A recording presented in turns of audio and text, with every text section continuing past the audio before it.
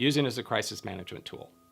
If I'm in the middle of a firefight, if I'm in the middle of an argument, or I'm in the middle of an anxiety attack or something, I can go to this process. I can stop and disengage, step away if I need to, assess myself, see what's really going on, maybe choose a balancing tool for what my symptoms are, for what the problem is, and then come back and review, is that working?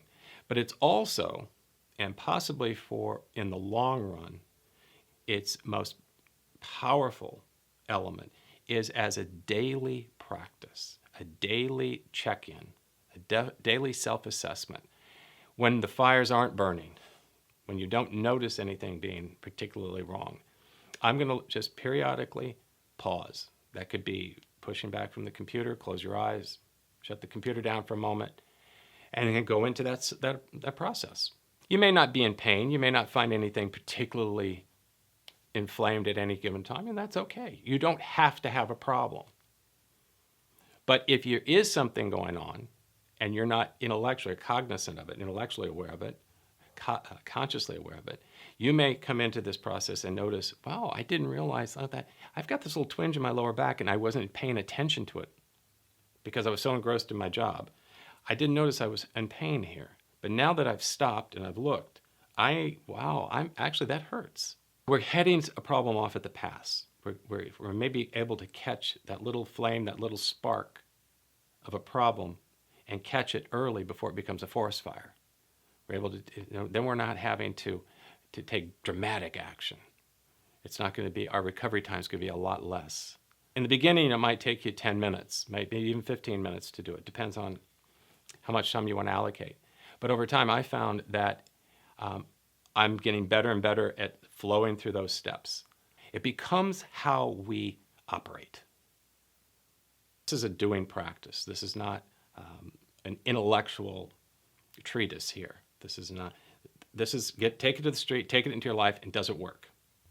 On the surface, you look like you're taking action. I'm going to meditation classes. I go every week. I'm going to this, I'm doing that. But you're not doing the work.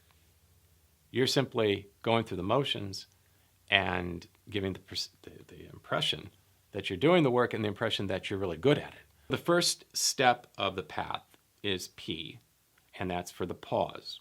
And pause can be stopping. It can be disengaging or stepping back. It can be finding ways to say no.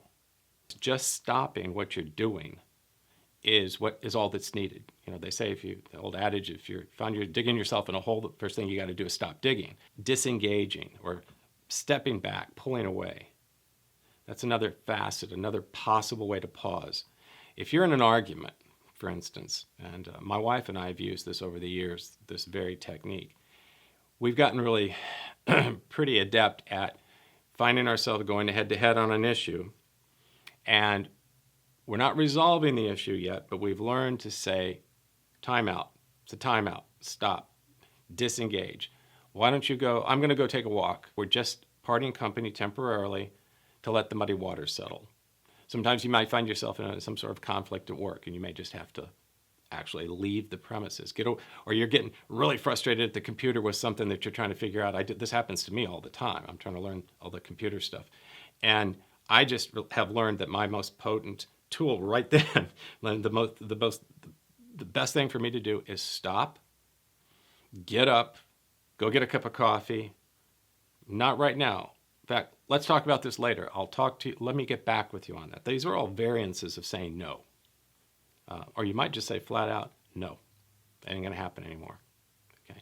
So saying no might be the thing to do.